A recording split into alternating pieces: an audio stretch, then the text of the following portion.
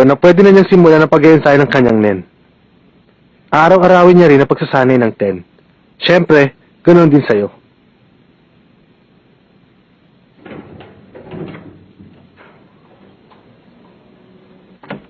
Gon! Sinabi nun ako sa'yo, Mina! Ha?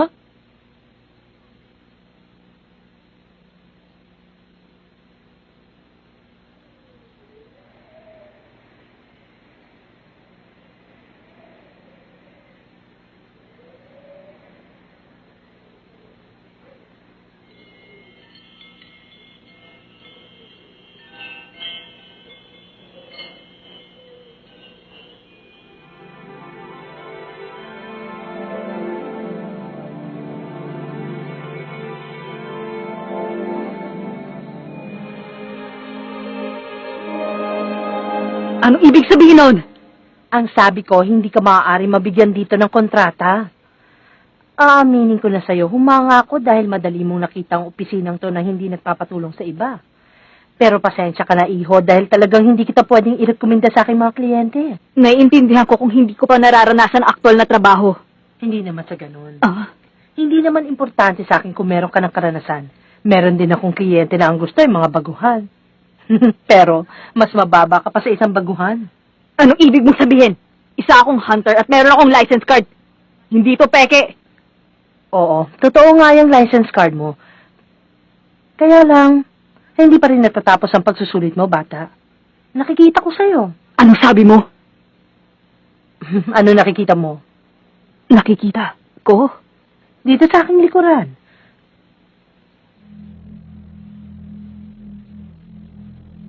Wala kang nakikita?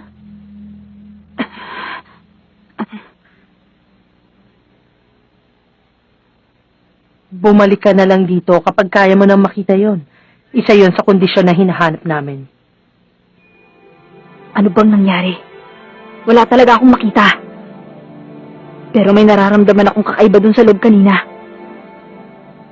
Ano kaya yon? Ano?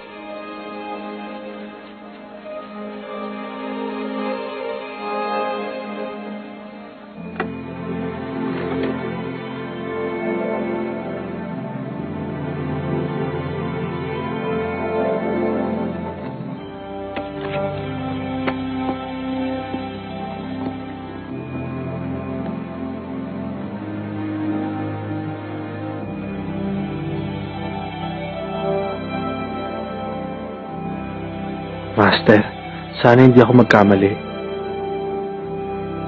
Baka magising ko ang mga nakakatakot na halimaw.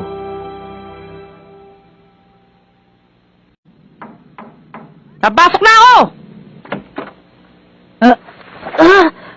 Kiluwa! Naunahan mo lang ako eh. Papunta na rin sana ako sa kwarto mo. Teka! Kamusta naman ang mga pilay mo? Anong pilay ang sinasabi mo dyan? Malakas yata to. Ibang klase. Isang buwan pa lang magaling na siya. Samantalang dapat na buwan siya nagpapahinga. Bakit magaling ka lang? Ano ka ba talaga? Mga tumodi sa halimaw! Ano ba talagang katawan meron ka, ha? Baka dahil dito sa kinakain ko. Tropik? Oo. Napakakuripot talaga nito.